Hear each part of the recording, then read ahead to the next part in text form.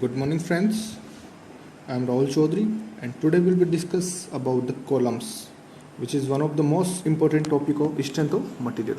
तो आज हम कॉलम की स्टडी करेंगे, जिसमें कि हम देखेंगे कि बेसिक डेफिनेशंस क्या है, न्यूट्रल, अनस्टेबल, इंस्टेबल इक्विलिब्रियम के टाइप्स हैं, स्टर्ट क्या होता है, and types and application of the columns. उसके बाद देखेंगे कि डिज़ाइन कैसे करते हैं, कॉलम का फेलियर कैसे होता है, और शॉर्ट कॉलम कैसे फेल होता है, क्रशिंग के द्वारा होता है, फेलियर ऑफ बकलिंग और आइलर्स कॉलम थ्योरी. ठीक है, तो इन सभी चीज़ों को अपन डिस्कशन करते हैं. तो वन बाय वन देखते हैं. ठीक है, लेट्स प्रोसीड. तो सबसे हम बेसिक डेफिनेशन देखते हैं कि स्ट्रेस क्या होता है.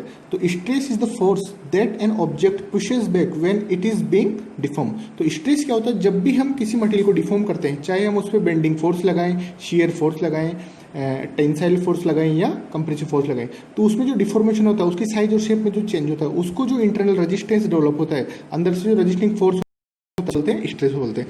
अब स्ट्रेस बेसिकली कंप्रेसिव स्ट्रेस होता है और टेंसाइल स्ट्रेस होता है. तो कंप्रेसिव स्ट्रेस क्या होता है, it is the stress on material that leads to a smaller volume. Compression stress to bar, column etcetera leads to shortening. तो इसमें क्या होता है, जो कोई भी मटेरियल ले लेते हैं, कोई भी बार ले ली, तो उस पर अगर कंप्रेसिव लोड लगाएंगे तो उसमें क्या होगा, उसकी लेंथ में शॉर्टनिंग होगी, लेंथ उसकी कम होगी. तो अंदर से जो उसमें एक स्ट्रेस डेवलप होगा, जो उसकी लेंथ को वापस से उसी फॉर्म में लाना चाहेगा. तो इस टाइप की स्ट्रेस कौन सी हो जाती है, कंप्रेसिव स्ट्रेस. तो कंप्रेसिव फोर्स के कारण जो स्ट्रेस डेवलप होगी मटेरियल के अंदर, वो कौन सी होती है, compressive stress. Now we proceed to tensile stress. तो tensile stress is the stress state leading to expansion, that is the length of the material leads to increase in the tensile direction. तो इसमें क्या होता है कि जब भी कोई मटेरियल पे या कोई भी ब्लॉक पे या ऑब्जेक्ट पे हम टेंसाइल फोर्स लगाते हैं, तो उसकी लेंथ में क्या हो जाता है, इंक्रीज हो जाता है. तो उस डिफॉर्मेशन को रजिस्ट करने के लिए मटेरियल के अंदर क्या हो जाता है, स्ट्रेसेस डेवलप होती है. उनका नेचर कौन सा होता है, tensile stress, because they are going to resist the tensile force, that's why they are called tensile stress.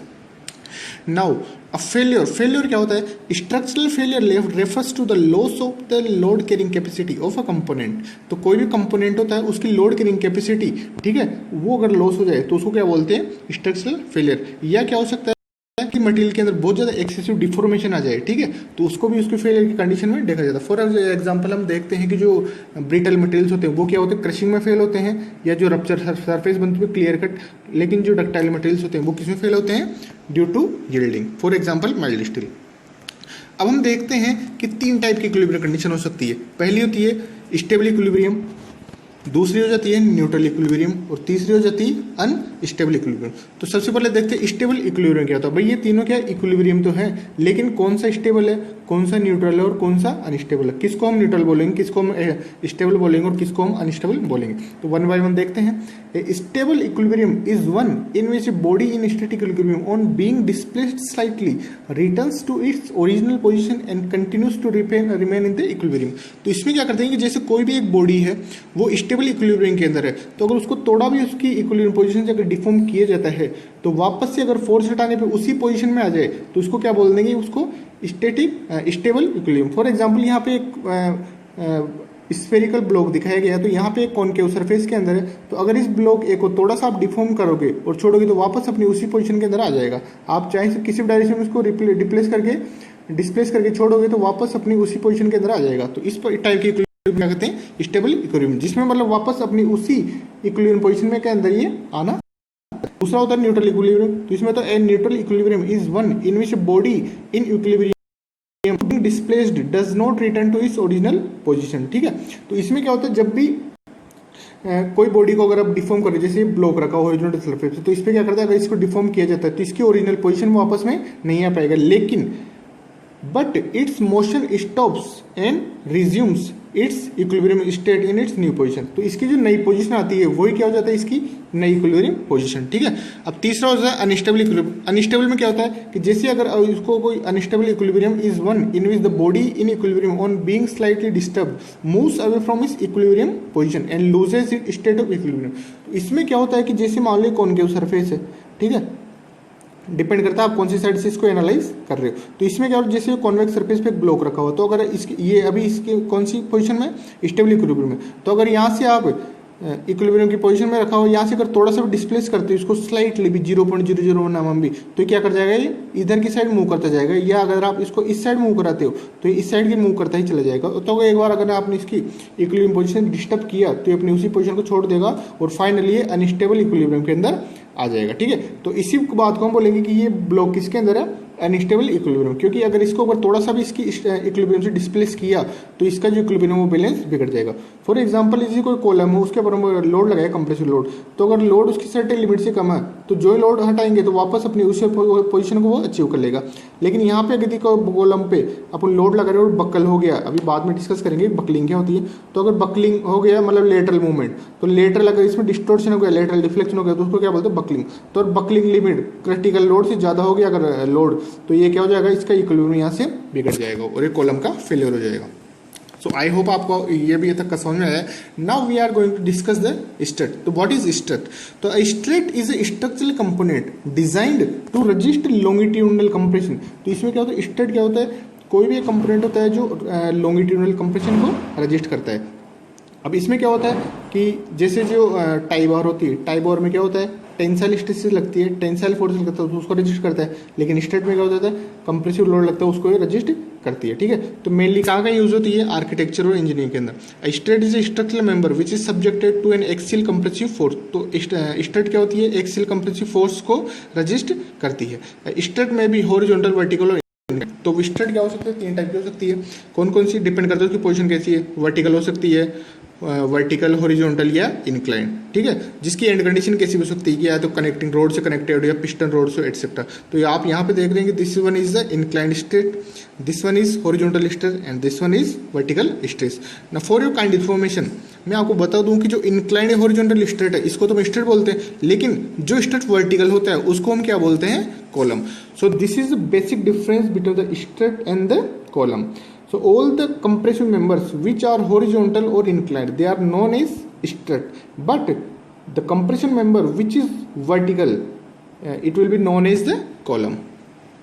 Now proceed to the column. तो कॉलम के बारे में ना आपको डिस्कस कर दिया कि कंप्रेशन मेंबर होता है जो वर्टिकल पोजीशन में होता है. ठीक है, तो थोड़ा इसके बारे में देख लेते हैं. कॉलम और पिलर इन आर्किटेक्चर और structural engineering is a structural element they transmit through compression the weight of the structure above to other structural elements. ठीक है, तो इसमें क्या होता है, जो भी लोड ट्रांसफरिंग एलिमेंट्स होते हैं, बिल्डिंग कंस्ट्रक्शन देख लो आप, जैसे ब्रिजेस वगैरह देख लो, डैम्स देख लो, तो उसमें क्या होता है कि जो सुपर स्ट्रक्चर होता है, जो ऊपर के स्ट्रक्चर होते हैं, वहां से जो लोड आ रहा है, ठीक है, फॉर एग्जांपल कॉलम्स पे जो बीम से लोड आ रहा है, स्लेब से लोड आ रहा है, तो उसको क्या करते हैं, वो ग्राउंड तक ट्रांसफर करते हैं. तो जो मैकेनिज्म होती है वो कंप्रेशन के द्वारा होता है, इसलिए इनको क्या बोला जाता है, कंप्रेशन मेंबर. तो जो वर्टिकल स्ट्रट होता है उसको क्या बोलते हैं, कॉलम. ठीक है, और स्ट्रट क्या होता है, स्ट्रट या कॉलम कि ये जो कंप्रेसिव लोड है उसको ट्रांसफर करते हैं एक पॉइंट से दूसरे पॉइंट तक. The term column applies for the purpose of wind और earthquake engineering. Column may be design to resist lateral forces. तो कॉलम क्या किया जाता है, वर्टिकल लोड के साथ साथ लेटरल फोर्सेज के लिए भी डिजाइन किया जाता है. Because of the lateral forces they may be buckle और bend in the lateral direction. Other compression members are often termed column because of similar stress condition. तो कई अलग भी कंप्रेशन मेंबर होते हैं जिनमें अगर आप क्रॉस सेक्शनल शेप होती है वो अलग अलग हो सकती है, सर्कुलर हो सकती है, रेक्टेंगुलर हो सकती है, स्क्वायर हो सकती है, ठीक है, या चैनल सेक्शन हो सकता है. तो डिपेंड करता है, अलग अलग सेक्शन ले सकते हैं. Columns are frequently use to support beams और arches on which the upper parts of walls और सीलिंग रेस्ट. तो मैंने पहले आपको बताया कि कॉलम किस काम में लिया जाता है कि बीम्स और आर्चेस होती है या स्लैब्स होती है उनको सपोर्ट करने के लिए. ठीक है, क्योंकि वहां का जो लोड आता है वो ट्रांसफर करना है अर्थ तक, फाउंडेशन तक, तो बीच में किसका रोल आता है, कॉलम का. In architecture column refer to such a structural element that also set in proportion and decorative features. तो जो आर्किटेक्चर पर्पज होता है उसमें क्या किया जाता है कि इसको डेकोरेटिव पर्पज के यूज से भी यूज किया जाता है ताकि थोड़ा जो एस्थेटिक व्यू है वो अच्छा हो जाए. सो प्रोसीड टू नेक्स्ट स्लाइड. अब देखते हैं कॉलम या स्ट्रेट कैसे फेलियर होगा. भाई ये तो पता चली गया कि कॉलम या स्ट्रेट कैसा जो है उस पर कंप्रेसिव टाइप का लोड आ रहा है, लेकिन अब इनका फेलियर कैसे होता है. तो इसमें क्या होता है, the failure of the column takes place due to any one of the following stresses set up in the column. तो कॉलम के अंदर क्या होती है, कंप्रेसिव लोड आ रहा है तो कंप्रेसिव स्ट्रेस आएगी, लेकिन कॉलम में क्या होता है उसकी लेंथ का बहुत रोल रहता है कि कॉलम शॉर्ट है, लॉन्ग है, इंटरमीडिएट है, तो उसी के हिसाब से उनका फेलियर होता है. शॉर्ट कॉलम होते हैं वो कंप्रेशन से फेल होते हैं, ठीक है, मतलब कि क्रशिंग से. जो लॉन्ग कॉलम होते हैं बकलिंग से फेल होते हैं, मतलब कि वो लेटरल डायरेक्शन में बेंड हो जाते हैं. ठीक है, अपनी अल्टीमेट स्ट्रेंथ पे पहुंचने से पहले ही वो बेंड हो जाते हैं, तो बकलिंग में फेल माने जाते हैं. ठीक है, because after that they are not use in the structural purpose. तो उसके बाद उनका कुछ भी यूज नहीं रहता जब अगर बकल हो जाते हैं तो. अब और तीसरा फेलियर कौन सा होता है, कंबाइंड, जिसमें बकलिंग भी हो रही है और क्रशिंग भी हो रही है. ठीक है। तो the failure of the column takes place due to the any one of the following stage setup in the volume. तो तीन टाइप की स्टेज सेटअप हो सकती है कॉलम फेल होगा। पहला डायरेक्ट कंप्रेसिव स्टेज, दूसरा buckling stage and third one is combined of the direct compressive and buckling stages. अब ये तीनों फेलियर कब होंगे, ये किस पे डिपेंड कर जाते हैं कि कॉलम कैसा है, कि शॉर्ट कॉलम है, लॉन्ग कॉलम है या इंटरमीडिएट कॉलम है। अब देखते हैं कि शॉर्ट कॉलम कैसे फेल होते हैं। तो failure due to direct compressive stress और क्रशिंग लोड, ठीक है। तो जो डायरेक्ट कंप्रेसिव लोड उसके फेलियर कैसे होगा शॉर्ट कॉलम के अंदर, when a column is subjected to loads and it is increase the column will reach at stage when it will be subjected to ultimate crushing stage. Beyond this stage, the column will fail by crushing. The load corresponding to the crushing stage is called crushing load. तो हम बोल रहे हैं कि जैसे मान लो कोई short column है तो उस पर आप लोड लगा रहे हो, तो लोड लगाते गए बढ़ाते गए, तो लोड की क्वांटिटी जब बढ़ाते जाएंगे तो उसके अंदर जो स्ट्रेस है उसकी वैल्यू बढ़ती जाएगी, because the cross sectional area तो उसका कॉन्स्टेंट है।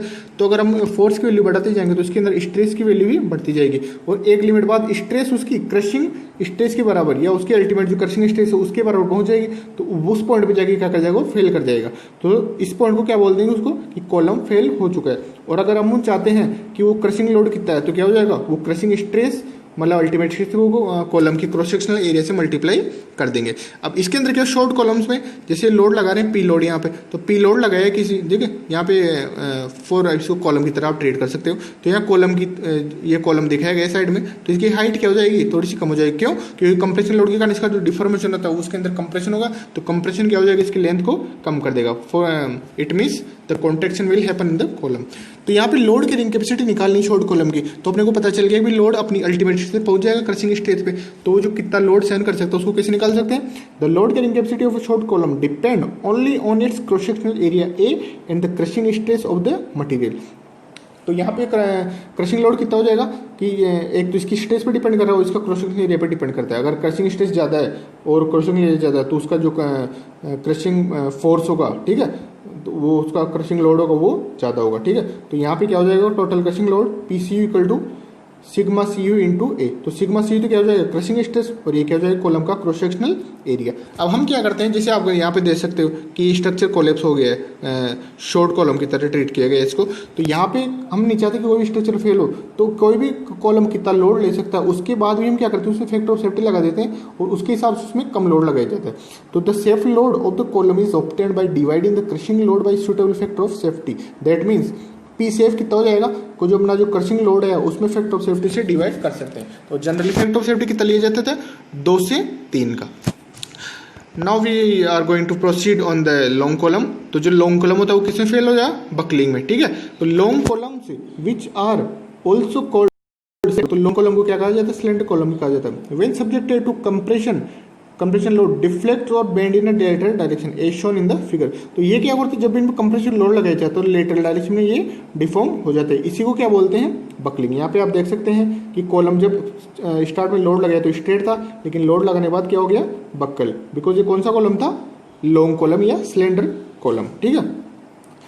So the long column fails when there is excessive buckling, that means when the load on the column exceed critical load. तो क्रिटिकल लोड को जब अपना जो एक्सटर्नल फोर्स एक्सीड कर जाएगा तो कॉलम क्या हो जाएगा, बकल हो जाएगा। अभी क्रिटिकल लोड क्या होता है, इसको कैसे निकालते हैं ये भी नेक्स्ट डिस्कस करते हैं।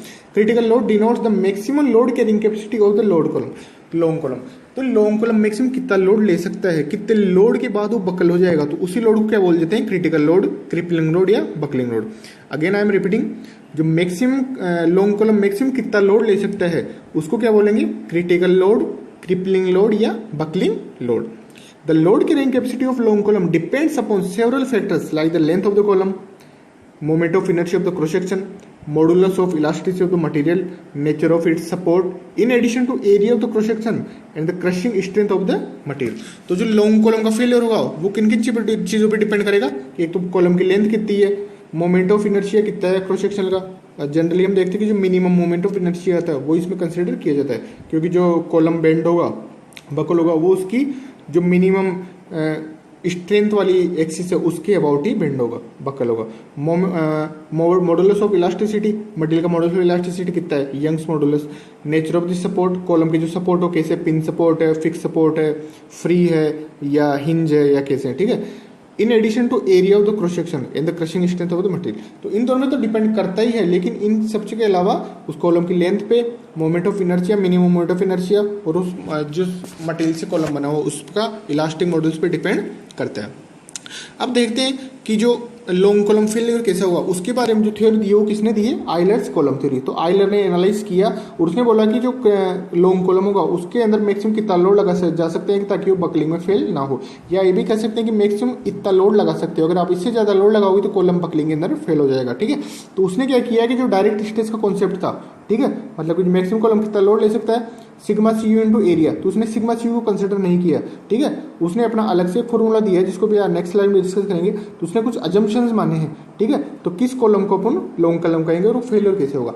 तो initially column is perfectly stress and load in axial. तो उसने बोला कि जो कॉलम होगा वो स्टार्ट में क्या होगा, परफेक्टली स्ट्रेट होना चाहिए और उस पर जो लोड होगा वो एक्सिल होना चाहिए। ठीक है, इसका मतलब उसमें कोई भी मोमेंट वगैरह अप्लाई नहीं करना चाहिए।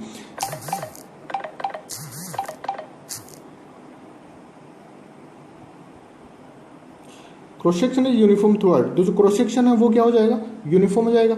Third one is column is perfectly elastic homogeneous and isotropic. तो जो कॉलम का मटेरियल है, जो कॉलम है वो परफेक्टली इलास्टिक है, होमोजीनियस और आइसोट्रोपिक, मतलब उसका जो मटेरियल लिया गया है वो क्या है, हर पॉइंट पे इलास्टिक कांस्टेंट की हर डायरेक्शन में चेंज है, हर पॉइंट पे इलास्टिक मॉड्यूल्स की वैल्यू सेम है, और जो परफेक्टली इलास्टिक मतलब कि अगर जो लोड को रिमूव किया जाएगा तो वापस अपनी उसी पोजीशन के अंदर आ जाएगा। Length is very long as compare to cross section. तो क्रॉस सेक्शन के कंपेयर में जो लेंथ है वो बहुत ज़्यादा, तभी तो अपन कॉलम जो लेंथ और लेटरल डायमेंशन का जो रेशियो होगा वो बहुत ज़्यादा होगा, और तभी इसको अपन स्लेंडर कॉलम कहेंगे। Failure of column occurs only due to buckling. तो जो लॉन्ग कॉलम होगा, ठीक है, उसका फेलियर कैसे होगा, बकलिंग के द्वारा। फोर एंड कंडीशन, तो अब क्या होता है इसमें, फोर एंड कंडीशन होती है। पहली कौन सी, एक एंड फिक्स होता है, दूसरा फ्री होता है। तो इसमें जो इफेक्टिव लेंथ होती है वो कितनी हो जाती है, 12। फॉर एग्जांपल इस कॉलम की लेंथ एल है, एक साइड से फिक्स है और एक साइड से फ्री है। तो यहाँ पे अगर लोड लगा रहे हैं तो ये कौन सी कंडीशन होगी, one fixed and and one free and. तो यहाँ पे जो इफेक्टिव लेंथ होगी वो कितनी हो जाएगी, 12। अब इफेक्टिव लेंथ किसको बोलते हैं वो भी आगे नेक्स्ट लाइन में डिस्कस करेंगे। दूसरी कंडीशन है बोथ एंड पिंड।